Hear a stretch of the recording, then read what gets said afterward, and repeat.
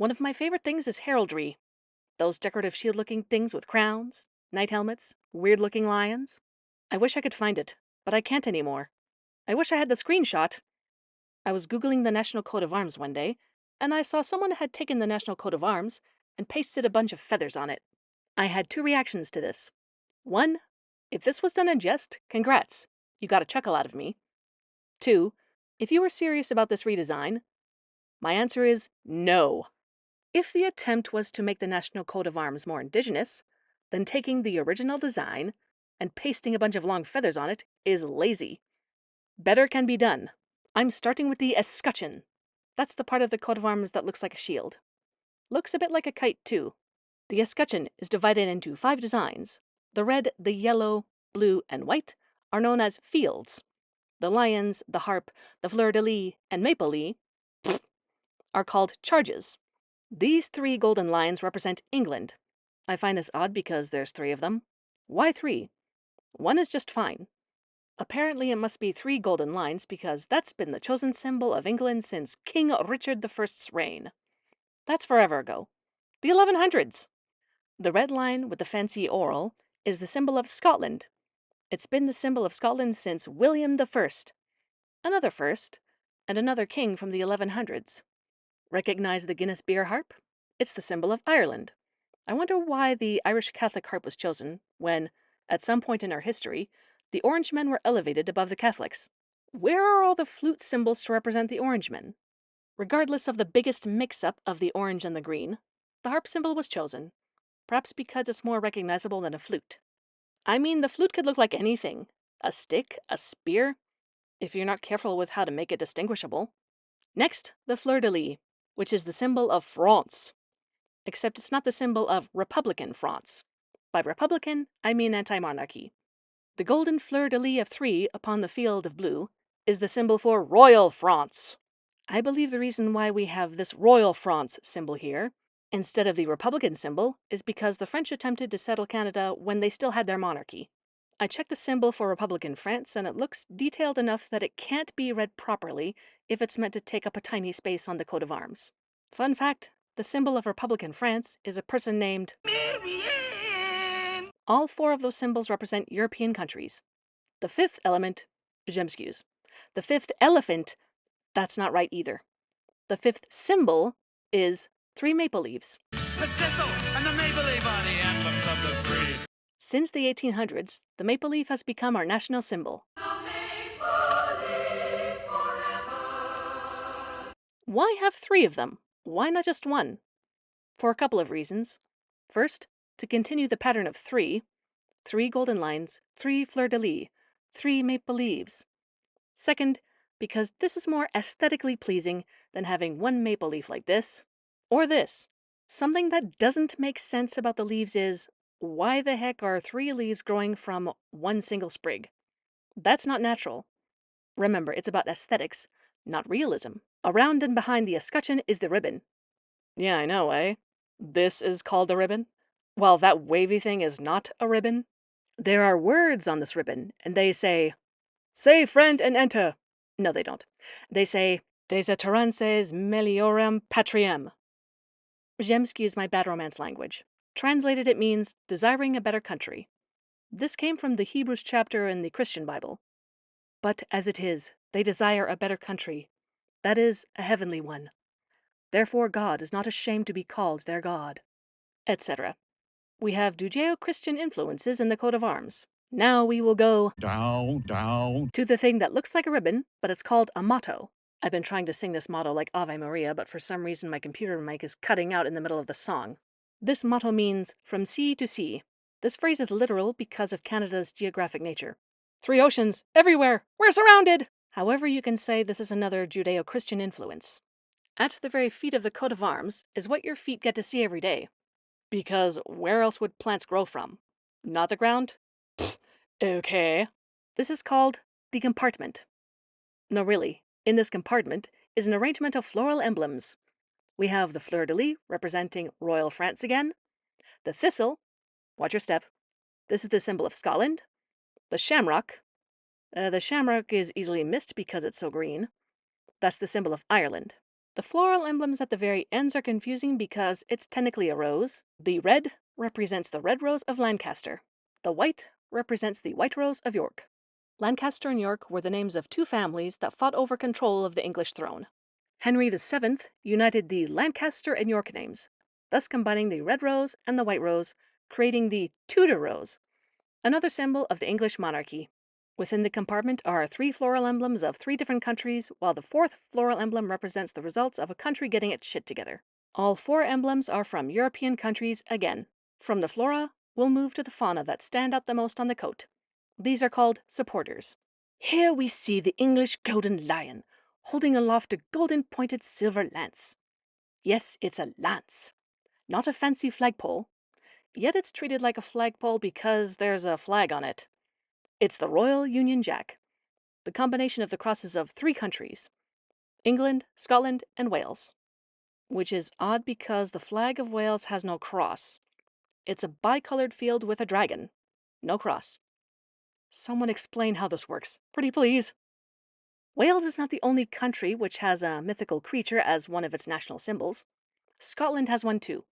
The unicorn, usually depicted all white, with its horn, mane, and hooves all golden, and making faces at the English lion. To be fair, I think the English lion started it. Why would the Scottish unicorn be wearing a crown and chain? Some say this is about England oppressing Scotland. Others say it's about Scotland's resistance to the oppression of the English. I haven't found the answer.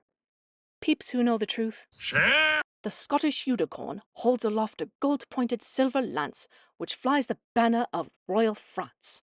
Betwixt the lances is the helm. It looks like a gold knight helmet, except it's referred to as a royal helmet. You can have a crown or an animal in place of the knight's helmet, but the reason why it's there is to represent rank or social status, because it's called a royal helmet. Again, our connections to the European monarchy. Those white and red maple leaf looking things coming out of the royal helmet is called the mantle. On other coats, the mantle looks like wavy, pretty fabric, but the mantle was designed to look like maple leaves on purpose, and it's beautiful. There is no such thing as white maple leaves. However, the color red and white were used because of our national flag. Rudely standing upon the royal helmet is the fifth golden line of the coat. Luckily, there's a red and white torse, protecting the royal helmet from those nasty big pointy claws. This segment is called the crest. Funny thing is, these were also called tufts or plumes, the decorative helmets knights would wear for tournaments and battles.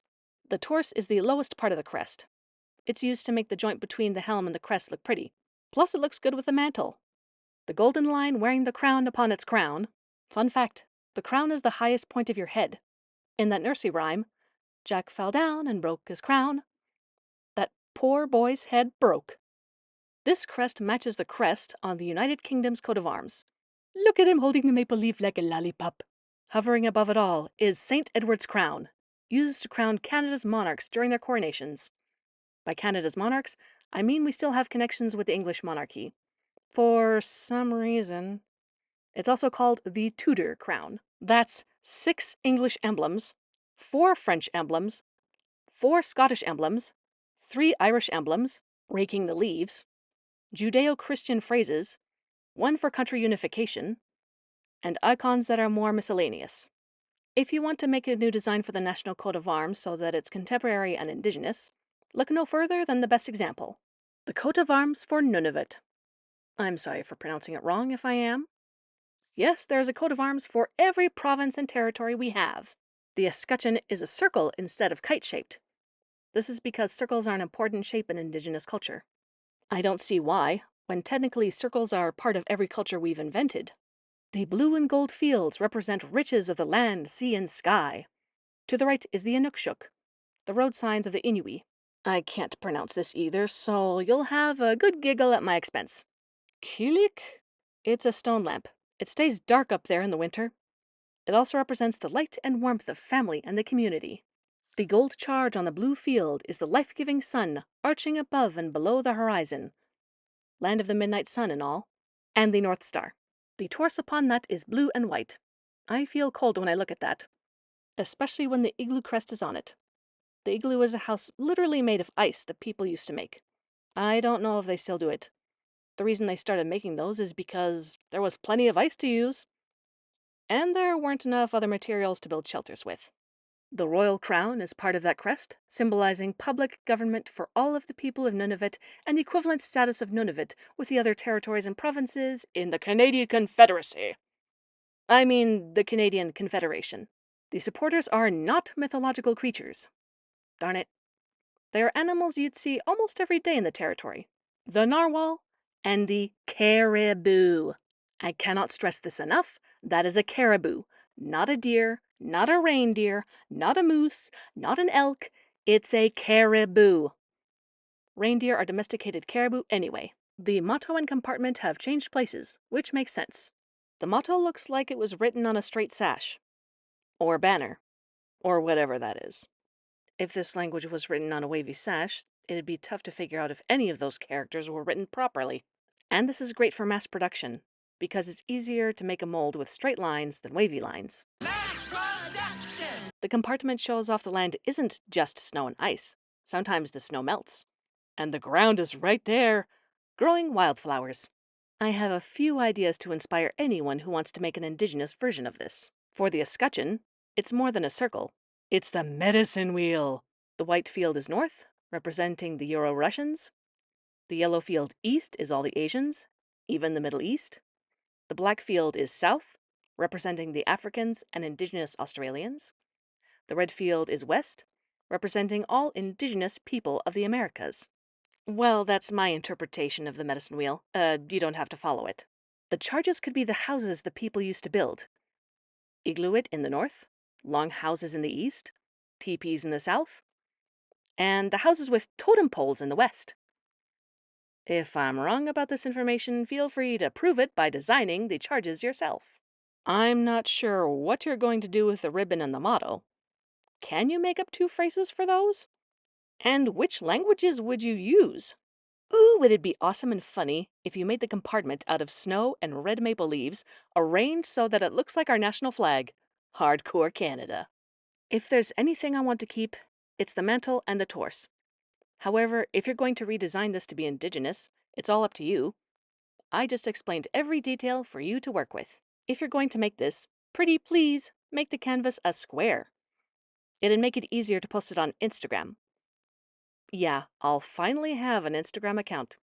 And it's all gonna be new designs of the National Coat of Arms. If you are that determined, the due date is Remembrance Day. I'll see if I can complete the Coat of Arms Instagram account by St. Nicholas Day. Oh wait, if I do that, then it's a good thing. If I do a good thing this year, I'll get presents in my shoes. That means I won't get potatoes for St. Nicholas Day. I gotta do something bad, so I get potatoes. You can't have poutine without potatoes.